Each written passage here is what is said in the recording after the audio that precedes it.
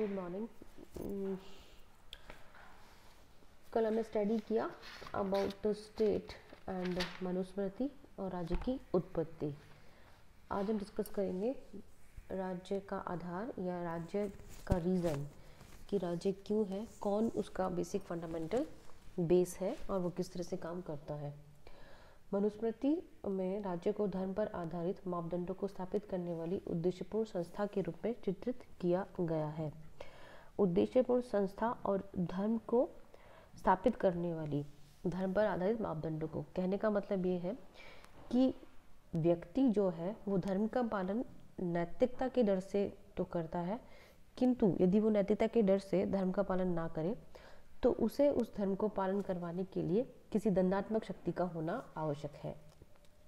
धर्म की व्यापक परिधि में नैतिक मूल्य, सदाचार के शाश्वत सिद्धांत, सामाजिक व्यवस्था के आधारभूत नियम, प्रजा के कल्याण के प्रति शासक के सकारात्मक सिद्धांत, दायित्व और शासकीय शक्ति को शामिल किया जाता है।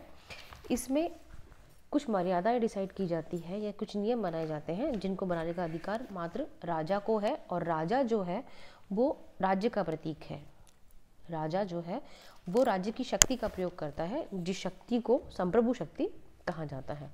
मनुस्मृति में धर्म और राज्य को एक दूसरे पर निर्भर बतलाया गया है। ऐसा माना जाता है कि राज्य धर्म पर निर्भर है क्योंकि उसका अस्तित्व जो है वो राज्य के धर्म के प्रवर्तन के लिए हुआ है। धर्म का प्रवर्तन का मतलब धर्म को पालन करवाने के लिए हुआ है। उसी तरह से जो धर्म है वो राज्य पर डिपेंड करता है, क्योंकि राज्य के संस्थागत माध्यम के बिना धर्म का सुरक्षित रहना असंभव है। फॉर एग्जाम्पल, यदि मान लीजिए कि कोई व्यक्ति अपने नैतिक कर्तव्यों का पालन नहीं करता है या कर की चोरी करता है या धर्म नीति के किसी नियम को तोड़ता है, तो उसको कंट्रोल करने के लिए एक ऐसी शक्ति का होना आवश्यक है जो उसे दंड दे सके। दंड का मतलब उसे सज़ा मिल सके, क्योंकि दंड ही एक ऐसी शक्ति है जिससे हर व्यक्ति, हर नागरिक डरता है। तो जो धर्म है वो राज्य पर निर्भर हुआ हो और राज्य जो है वो धर्म पर निर्भर हुआ। यदि धर्म का राज्य नहीं होगा तो राज्य का होना ज़रूरी नहीं होता। कहने का मतलब ये है कि यदि हमें नियमों की आवश्यकता नहीं है तो राज्य जैसी शक्ति की भी आवश्यकता नहीं पड़ेगी।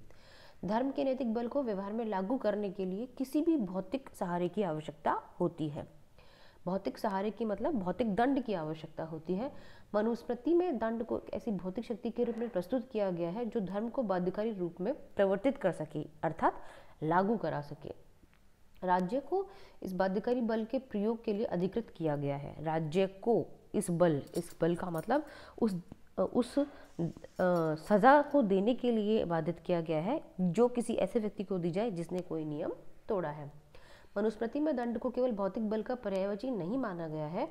मनु का ये मानना है कि भौतिक बल के साथ या भौतिक शक्ति के साथ में वो तीन तत्व बहुत आवश्यक हैं जो दंड को संयुक्त रूप से दंड का रूप प्रदान कर सकते हैं। पहला जो तत्व है वो है नैतिक प्रयोजन। नैतिक प्रयोजन का मतलब यह हुआ कि वो कारण जिसके लिए बल का प्रयोग किया जा रहा है वो उचित होना चाहिए। ऐसा ना हो कि राजा अपनी किसी निजी दुश्मनी को निकालने के लिए या निजी किसी व्यक्ति को परेशान करने के लिए दंड का प्रयोग करे। इसका मतलब वो नैतिक रीजन होना चाहिए कि why he is using the power. एक ऐसा निकाय होना आवश्यक है जो उस नैतिक प्रयोजन के लिए भौतिक बल की शक्ति के प्रयोग के लिए रिस्पॉन्सिबल हो। जिस तरह से आज हम देखते हैं कि यदि हम किसी नियम का पालन नहीं करते हैं तो हमें दंड मिलता है, वो दंड पुलिस के रूप में या कानून के रूप में हमारे सामने है। ठीक उसी तरह से मनु ये मानते हैं कि एक निकाय होना आवश्यक है जो उस दंड का प्रयोग करने के लिए स्पॉन्सर्ड हो, स्पॉन्सर्ड ना कह करके उसके लिए अधिकृत हो, उत्तरदायी हो या रिस्पॉन्सिबल हो। नंबर 3 पर मनु मानते हैं अनुल्लंघनीयता, अर्थात भौतिक बल की जो मात्रा है और उसका जो प्रभाव है वो कोई भी व्यक्ति या समूह उसको चुनौती देने में सक्षम नहीं होना चाहिए। इस बात का मतलब ऐसे समझिए कि मान लीजिए किसी ने चोरी की है तो उसको दंड दिया जाना चाहिए, पर उसको दंड ऐसा मिले कि आने वाले भविष्य में कोई भी दूसरा व्यक्ति फिर चोरी जैसा कार्य ना करे। इट मीन्स वो जो दंड है वो एक को दिया जाए पर 100 लोगों पर उसका प्रभाव बना रहे या बन जाए। मनुस्मृति में दंड को सर्वोपरि सत्ता के रूप में स्वीकार किया गया है। मनुस्मृति राजा को दंड का स्वामी नहीं अपितु अभिकर्ता मात्र मानती है। अभिकर्ता का मतलब यूज करने वाला व्यक्ति, जो कि धर्म के सिद्धांतों और विधि की प्रक्रिया के अधीन रहते हुए निश्चित प्रयोजन के लिए दंड का प्रयोग करता है। मनु ने यह भी माना है कि राजा द्वारा धर्म के विरुद्ध दिया गया दंड जो है उसे अपकीर्ति का और परलोक का भागीदार बनाता है। मनु की यह स्पष्ट चेतावनी है कि दंड का दुरुपयोग करने पर दंड ही राजा को नष्ट कर देता है, अर्थात राजा दंड की संप्रभु शक्ति के अधीन है। राजा को दंड के अधीन मानकर मनु ने राज्य और शासक के मध्य अंतर स्पष्ट किया है, अर्थात यदि कोई राजा गलत काम करता है तो वो भी दंड का भागीदार बनता है।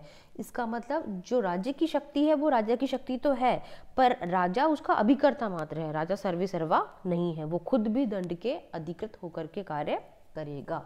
मनुस्मृति में धर्म और दंड को सम्मिलित रूप से राज्य की संप्रभु शक्ति के रूप में चित्रित किया गया है तथा शासन को उस शक्ति के प्रयोग द्वारा प्रजा के नैतिक, भौतिक व पारलौकिक कल्याण को सुनिश्चित करने के लिए अधिकृत दायित्व किया गया है।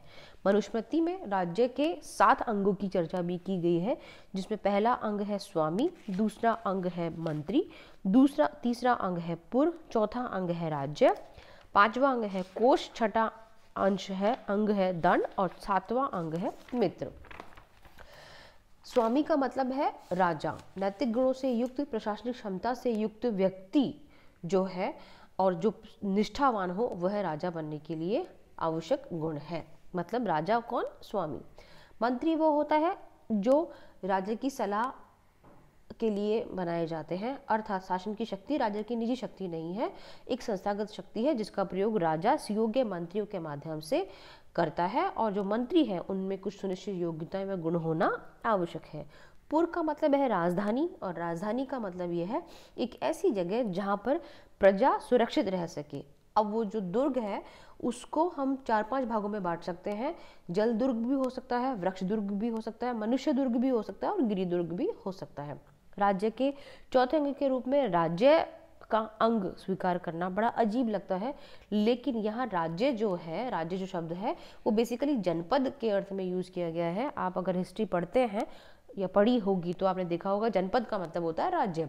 वो जनपद वो राज्य जिसमें भूमि और उसमें निवास करने वाली जनसंख्या दोनों शामिल है, अर्थात राज्य क्या? राज्य वो जिसमें भूमि है और जनता शामिल है। 5वां अंग है कोष।